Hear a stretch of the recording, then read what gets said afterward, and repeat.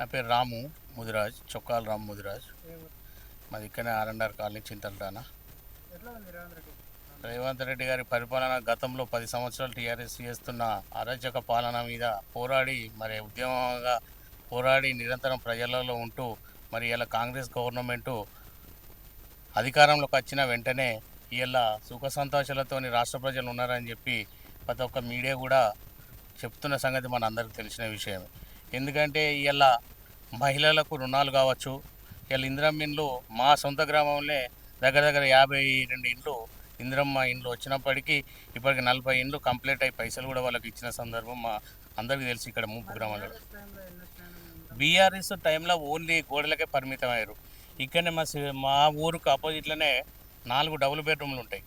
4 double బెడ్రూమ్ల సున్నాలు కూడా కాదు, ఓన్లీ కూలిపోతే అప్పుడు కలెక్టర్ గారును ఎమ్మెల్యే గారు కూడా కింద పడిపోయిన పరిస్థితి. ఆ డబుల్ బెడ్రూమ్ చూస్తే ఓన్లీ కేసీఆర్ నగరాన్ని చెప్పి పెట్టిరు, కానీ ఒక్క వరకు కూడా లబ్ధిదారులకు పైసలు వసూలు చేసి లబ్ధిదారులకు ఇప్పటి వరకు కూడా వాళ్ళ హయాంలో ఒక ప్లాట్ కూడా ఇచ్చిన సందర్భంలో ఏదో ఒక 2-3 నామకావస్థ చెప్పుకోవచ్చు, అంతే తప్పించి గతంలో రాజశేఖర రెడ్డి గారు ఉన్నప్పుడు పరిపాలన ఎట్లా ఉందో ఇప్పుడు రేవంత్ రెడ్డి గారి పరిపాలన కూడా ఇందిరమ్మ ఇండ్లది అట్లా ఉందని చెప్పి ఈ సందర్భంగా తెలియజేస్తున్నాం.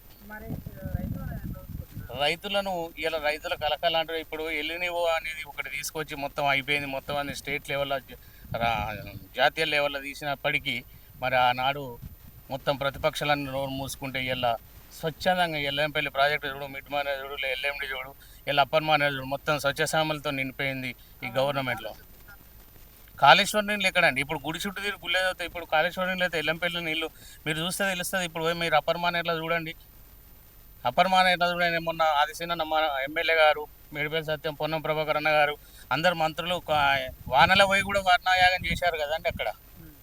ఇలా రైతులు ఎంత స్వచ్ఛసామలం ఉన్నారంటే మీరు చూడండి, విలేజ్లలోకి వెళ్ళండి, తెలుస్తుంది కదా. నాట్లు వేసుకుంటూ ఇలా పంట పండించుకుంటూ ఎంత మంచిగా ఉన్నాడు. మొన్న రీసెంట్లీ ఒక గ్రామంలో రేవంత్ రెడ్డి గారు ఫోటో పెట్టి వాళ్ళు నాట్లు వేస్తారంటే సస్యశ్యామలం ఉన్నట్ట లేనట్ట? హరిఘోష పెడుతున్న లోకంలోకి పోలే కదా. ఎక్కడో సిద్దిపేటలో మూలకు పోయి రేవంత్ రెడ్డి గారు చేస్తలేదంటే అది కాదు కదా. మీరు ప్రజలలోకి పోతే కదా తెలిసేది. ఏదో ఇప్పుడు గవర్నమెంట్ మీద ఏదో బురద చల్లాలి, మేము వస్తాం అంటే రేవంత్ రెడ్డి గారు ఖచ్చితంగా చెప్పినట్టు 30 సంవత్సరాలు రేవంత్ రెడ్డి గారు సీఎం ఉంటాడు. అతి త్వరలోనే వచ్చే ఎన్నికల్లో కూడా రాహుల్ గాంధీ గారు ప్రధానమంత్రి 100% అవుతాడని చెప్పి కూడా మా కార్యకర్తల ధీమా. సన్న బియ్యం పథకం ఏకదం మస్తు. ఇప్పుడే రాంగత్నం బియ్యం లోడ్ కూడా వచ్చే 3 నెలలు ఒకటేసారి ఇవ్వాలని చెప్పి సన్న బియ్యం ఇవ్వాలి. గతంలో చూసుకుంటే మేము హాస్టళ్లలో కూడా చదువుకున్నాం. అప్పుడు దొడ్డు బియ్యం తెల్ల పురుగులతో తిన్న పరిస్థితి. ఇలా హాస్టల్లో ఇప్పుడు గురుకుల పాఠశాలల్లో పోతే ఎంత మంచి బియ్యం ఉందంటే పీపీడి కన్నా సన్న బియ్యం జై శ్రీరామ్ లెక్క ఉన్నాయి. ఇంకేం కావాలి? రాష్ట్ర ప్రభుత్వం మొన్న రెసిడెన్షియల్ స్కూళ్ళు మొన్ననే రీసెంట్లీ మా ఎమ్మెల్యే గారు రాజసినన్న గారి ఆధ్వర్యంలో ఇక్కడ 2500 రెసిడెన్షియల్ స్కూల్ కూడా పెట్టుకోవడం జరుగుతుంది. ఇవన్నీ గవర్నమెంట్ చేస్తేనే కదా. ఇలా మన నిజవర్గంలో తెలంగాణలో నేను చూసుకున్నా అంటే మాకు తెలిసినంత మాత్రం ఒక బీసీ బిడ్డ ఎమ్మెల్యే గెలిచి అలా ఎంత అభివృద్ధి చేస్తుండో ఎమ్మెల్యే నిజవర్గంలో గుడికాడికి పోతే మీకు తెలుస్తుంది. మీ మీడియా ద్వారా మీరు తెలుసుకొని ఎట్లా చేస్తుండో. ఇలా ప్రతి ఒక్క బిడ్డ కూడా ఇలా అప్పటి ప్రభుత్వం లేదు, లోపల కూర్చుంటే ఒక బీద ప్రజలు కూడా కలవని పరిస్థితి. ఇలా డైరెక్ట్ ఇంట్లోకి పోయి కలుస్తున్నాం. 100% అది నాకు కూడా అందుతుంది, అందరికి అందుతుంది. అంతకుముందు ఒక్కొక్క దాంట్లో అయితే 2000 3000 నెల వచ్చిందంటే 2500 3000 వాడు ఎవడు కొడుతుండో తెలియదు, ఎవడు పోతుండో తెలియదు. ఆ బిల్లులు కరెంటు బిల్లులు ఒకసారి హరీష్ రావు పెట్టిన కంపెనీ అంటారు, ఇంకోటి పెట్టిన అంటారు. అప్పుడు చాలామంది బీద ప్రజలు కరెంటు కట్టలేని పరిస్థితి. 50-60 వేలు ఉంటే రేవంత్ రెడ్డి గారు వచ్చినాక మొత్తం రుణం మాఫీ చేస్తే ఇవాళ 200-300 యూనిట్లు మనకు ఫ్రీ వస్తుంది. మీ మహిళలకు ఫ్రీ బస్సు పెట్టిన ఎంత మంచి పథకం అంటే ఇలా మనది చూసి మన స్టేట్ చూసి ఇలా బెంగళూరులో తమిళనాడులో అంత ఎక్కడ గవర్నమెంట్ అక్కడ వేరే గవర్నమెంట్ కూడా ఆసరా తీసుకొని చేస్తున్న పరిస్థితి. ఇలా మహిళలు ఎంత సంతోషంగా ఉన్నారండి. మా కరీంనగర్ కలెక్టరేట్ కాడ రాత్రి 12 గంటలకు పోయినా కానీ 100 మంది బస్సులో ప్రయాణం చేస్తారు, 100 మంది బస్సు ప్రయాణం చేస్తారు.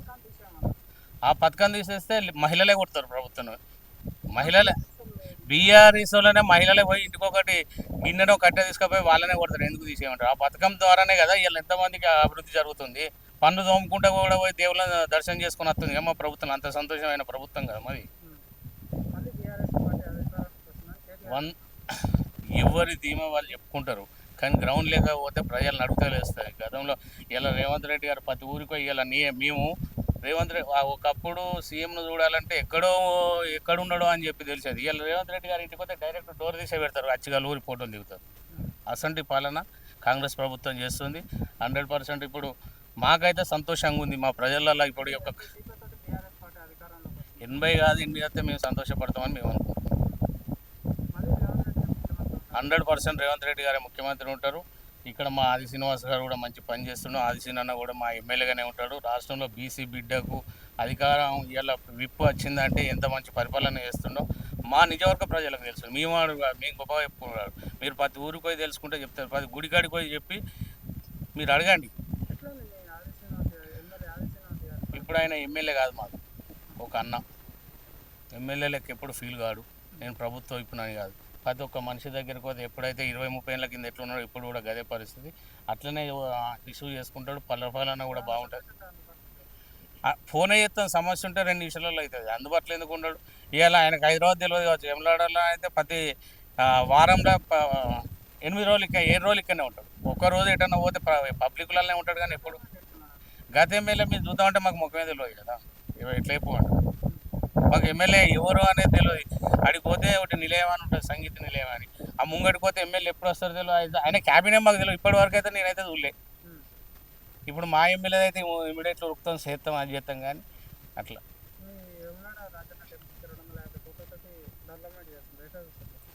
100% కొన్ని వందల సంవత్సరాల నుంచి చూస్తున్న పరిస్థితి. పేద ప్రజలు, తెలంగాణ ప్రజలు, దక్షిణ కాశీగా పేరు పొందిన ఎమ్లాడ రాయన్నను ఒక 5-6 నెలల్లో మళ్ళీ చూడండి ఎట్లుంటుందో, మళ్ళీ కాశీ ఎట్లుందో ఎమ్లాడ రాయన్నను కూడా అట్లా అభివృద్ధి చేస్తుండ్రు మా ఎమ్మెల్యే.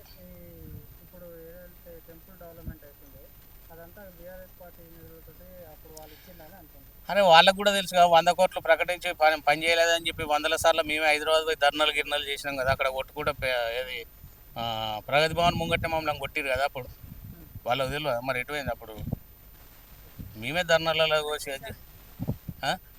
ఇదంతలో ఎందుకుండు.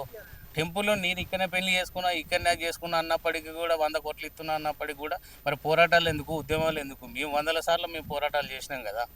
ఇదే ఆదిశీనన్న ఆధ్వర్యంలో మా ప్రగతి భవన్ ముందు ఒక్కొక్కరిని కొట్టి జేబులో వేస్తే పోలీసు వాళ్ళు వేస్తే పోలీస్ స్టేషన్లో ఉన్న పరిస్థితి ప్రతి ఒక్కరికి తెలుసు కదా, స్టేట్ మొత్తం. వాళ్ళ నాయకులకు కూడా తెలుసు కదా. Subscribe us and press the bell icon for more interesting updates.